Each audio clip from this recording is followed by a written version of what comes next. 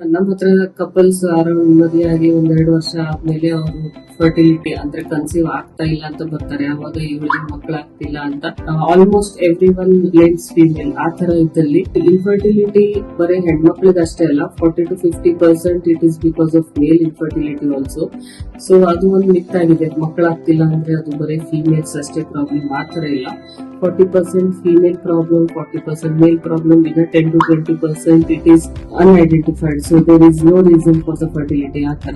So ಈಗ females ಅಲ್ಲಿ ಯಾಕೆ ಪ್ರಾಬ್ಲಮ್ ಆಗ್ತಿದೆ ಅಂದ್ರೆ because of lifestyle changes, obesity, stress, ಮತ್ತೆ use of fertilisers and pesticides without any precautions, ಮತ್ತೆ ತುಂಬಾ ಹೊತ್ತು ಅವರು ಮೊಬೈಲ್ ನೋಡೋದು, ಅದ್ರ ರೇಡಿಯೇಷನ್ ಪ್ಲಸ್ ಹೀಟ್, ಇದರಿಂದ ಅವರ ವೀರ್ಯಾಣು ಕೌಂಟ್ ಕಡಿಮೆ ಆಗ್ತಿದೆ. ಪ್ಲಸ್ ಅವ್ರ ಮೊಟಿಲಿಟಿ, ಅದು ನಾರ್ಮಲ್ ಫಾರ್ಮ್ಸ್ ಎಲ್ಲ ಕಡಿಮೆ ಆಗ್ತಿದೆ. ಸೊ ಆ ತರ ಇದ್ದಲ್ಲಿ ನಾವೊಂದು ಸಿಂಪಲ್ ಟೆಸ್ಟ್ ಸಿಮೆನ್ ಅನಾಲಿಸಿಸ್ ಮಾಡಿದಾಗ ಗೊತ್ತಾಗುತ್ತೆ. ಮೇಲ್ ಇನ್ಫರ್ಟಿಲಿಟಿ ಅಲ್ಲಿ ಅದು ಟ್ರೀಟೇಬಲ್ ಕಾಸ್. ಅಷ್ಟು ಅರ್ಲಿ ನಾವು ಡಿಟೆಕ್ಟ್ ಮಾಡ್ತೀವಿ ಅಷ್ಟು ಒಳ್ಳೇದಾಗುತ್ತೆ.